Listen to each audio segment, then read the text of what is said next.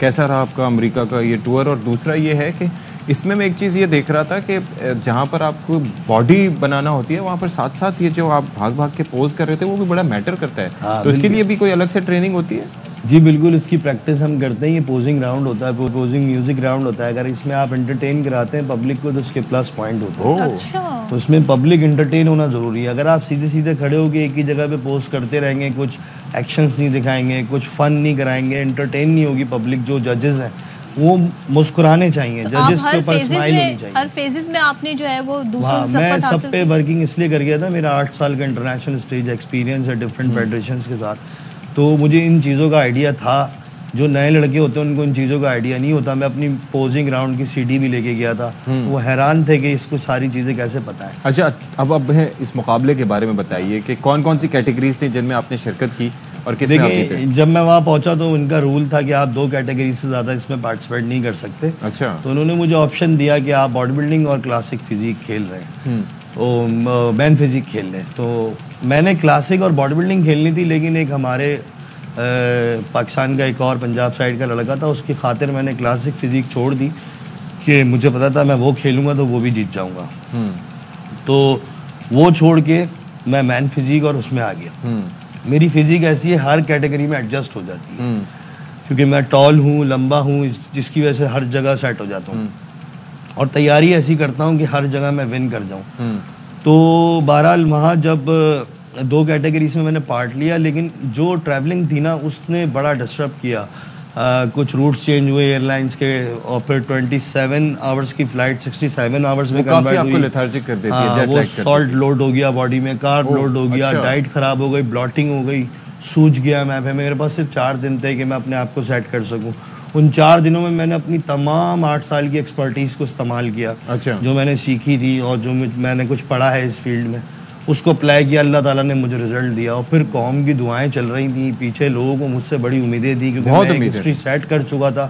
उनको पता ये जाएगा जीतेगा, लेकिन जब मैंने लिटरली उस इवेंट में टीम्स आते हुए देखी ना बैक टू बैक। ये हमारा सवाल भी आपसे ये है कि क्योंकि बाकी आप फ़र्क हमें बताइएगा, क्योंकि वो लोग अपने कोचेस के साथ, टीम्स के साथ आते हैं, फिजियोस के साथ, न्यूट्रिशनिस्ट उनके साथ होते हैं, आपके साथ कौन? अब मैं तो यहाँ से कराची से बिल्कुल अकेला गया था। मेरे साथ ना कोई कोच था, ना कोई मैनेजमेंट का बंदा था, ना कुछ था, क्योंकि हमारे यहाँ तो वीज़ा इतनी मुश्किल से मिलते हैं। मुझे खुद तीसरी दफ़ा में वीज़ा मिला, 2 बार रिफ्यूज़ हुआ था मैं। तो जब मैं वहाँ जब यहाँ से जा रहा था तो अकेला जा रहा था। वहाँ पहुँचा बिल्कुल अकेला। पहली दफ़ा अमेरिका गया, लास वेगास इतनी बड़ी सिटी मेरे लिए बिल्कुल अननोन। वहाँ डाइट ढूंढना, डाइट अरेंज करना, इत्तेफाक से एक पाकिस्तानी रेस्टोरेंट मिल गया कराची का, नाज़िमाबाद में रहते थे वो 15 साल से। हलाल ढूंढ रहे थे या पाकिस्तानी ढूंढ रहे थे? मतलब हलाल से मेरी डाइट ढूंढ रहा था ना मैं। अच्छा। हलाल चिकन और एग्स मुझे चाहिए थे उस टाइम पे, या फिश चाहिए थी, तो वो मिल गए। उन्होंने जब सुना कि मैं कराची से आया हूँ तो उन्होंने मुझे स्पॉन्सर्ड कर दिया वहाँ पे कि जितनी डाइट चाहिए यहाँ से आके ले जाना। और बड़ा खुश हुए। वो मेरे होटल के अपोजिट ही थे उनका रेस्टोरेंट, तो बड़ा फेमस है वहाँ पे। तो वहाँ से डाइट अरेंज हो गई, अल्लाह ताला ने ये मसला भी हल करा दिया। फिर उसके बाद जो है वो बैक टू बैक अम्मी अब्बू की दुआएं चल रही थी, वाइफ की, बच्चे मेरे दुआएं कर रहे थे, बड़े हो गए, नमाजें पढ़ पढ़ के वीडियो भेज रहे हैं कि बाबा जीत कर आना है। उनका तो मैं सुपर हीरो हूँ। तो इतनी उम्मीदें मुझसे बनी हुई थी, लेकिन जब मैंने चेक इन देखना शुरू किया ना लॉबी में, कि जब ऑस्ट्रेलियन टीम आई, न्यूजीलैंड की टीम आई, साउथ अफ्रीका की टीम आई, यूके, यूएसए आई, इस तरह जब बड़ी बड़ी टीम्स आती जा रही थी, उनके साथ डॉक्टर्स, फिजियोथेरेपिस्ट, उनके कोच, उनके मैनेजर, हर बंदा, जजेस उनके साथ मौजूद। मुझे ये बताएं कि ये सारा कुछ मौजूद थे, फिर क्या चीज़ थी जिसने, मतलब हम बात करते हैं ना कि ये सारी चीज़ें ज़रूरी हैं, इनके बगैर नहीं हो सकता, लेकिन आपने उनके बगैर पॉसिबल किया और आपने 2 जगह कम्पीट किया। नहीं, हाँ मैं बताता हूँ। देखें, इसके बगैर पॉसिबल करना बहुत मुश्किल होता है। मैं ये लिटरली एक दिन रोया हूँ रूम में बैठ के कि या अल्लाह मेरे साथ कोई मेरा दोस्त ही होता तो मैं बड़ा सपोर्ट होती उससे। मुझे, मेरे साथ कोई भी नहीं है, मैं मतलब क्या करूँगा यहाँ पे।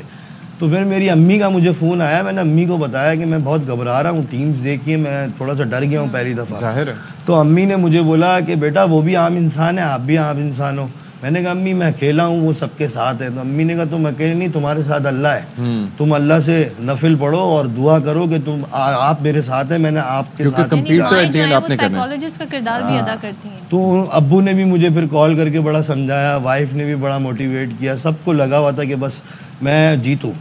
तो खैर वहाँ से मुझे बड़ा कॉन्फिडेंस मिला ना।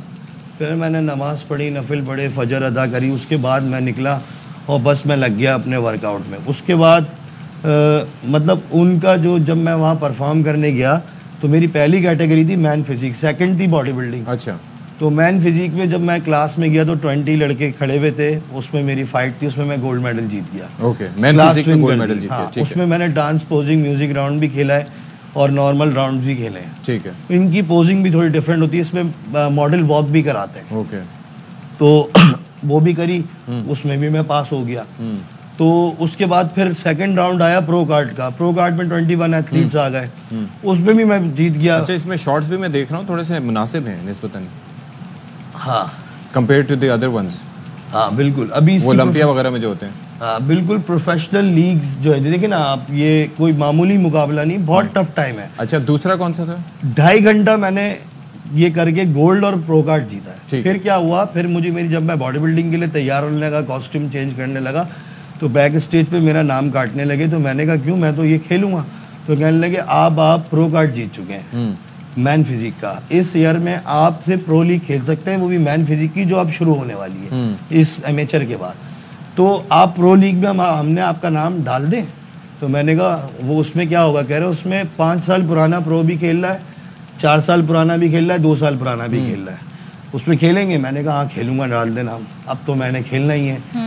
तो जब आया हूँ तो हाँ, जब 2 जीत लिए तो देखा जाएगा, अल्लाह मालिक है जो होगा। उस पर कॉन्फिडेंस लेवल मेरा बहुत हाई हो गया था जीतने और ये के सारे डिसीजंस आप खुद ले रहे हैं, कोई भी कोई नहीं था। जो साथ थे उनको पता ही नहीं था कि कैटेगरीज क्या होती है। एक आए थे फेडरेशन के, उनको ये भी नहीं पता कि इसमें कैटेगरीज कौन कौन सी होती है। वो हमने खुद सॉर्ट आउट किए वहाँ जाके, फॉर्म खुद भरे हम अपने रजिस्ट्रेशन के, टैनिंग के लिए खुद गए, पैसे दिए, टैनिंग मशीन से करवाई हमने वहाँ जाके, कोई भी नहीं था। अच्छा, वो टैनिंग भी जरूरी होती है? हाँ, वो मशीन टैनिंग चलती है वहाँ पे, हाथ जेल वेल का सिस्टम। अच्छा, जो यहाँ पर तेल वेल मिल रहे होते हैं वो हिसाब? ये एशिया तक है, एशिया के बाहर खत्म हो गया है सिस्टम। तो वहाँ बहुत चेंज नज़र आया चीज़ों में और बहुत डिफिकल्ट था सारा चीज़ों को फेस करना। जब मैं प्रो लीग में आया उसमें 17 टॉप क्लास एथलीट खड़े हुए, उनको मैंने जो है वो मुंह दिया, वहाँ पर बीट किया, अल्लाह अकबर किया। मैंने कहा बस जीतना है, उधर मैं ब्रॉन्ज मेडल हो गया। ओके, चलो इंशाल्लाह आगे आप इंशाल्लाह और भी ऊपर आएंगे, नेक्स्ट ईयर भी कम्पीट करेंगे। पूरी कहानी देखें, जबरदस्त, हर चीज के पीछे एक स्टोरी होती है। मुझे प्रो पासपोर्ट भी मिला है, प्रो कार्ड के साथ। जब मैं प्रो लीग में ब्रॉन्ज हुआ तो उन्होंने मुझे इतना लाइक किया। मैंने 2 पोजिंग म्यूजिक राउंड खेले हैं इसमें, तो 2 बार डांस पोजिंग की है। तो उसमें क्या हुआ है, उन्होंने मुझे प्रो पासपोर्ट इशू किया है नेक्स्ट डे और मुझे कहा है welcome to the pro league. और उन्होंने कहा ये वो पासपोर्ट है कि जो आपको दुनिया भर में कहीं भी वीज़ा नहीं रोकेगा आपको। जब भी आप अप्लाई करने जाएं तो इस पासपोर्ट को शो कराएंगे। I mean, इतनी जबरदस्त स्टोरी है। I mean, हमारा मतलब he is a very good story teller. और खासतौर पर जिस तरह से बता रहे हैं, इसके ऊपर पूरी एक पॉडकास्ट हो सकती है, बुक भी लिख सकता है।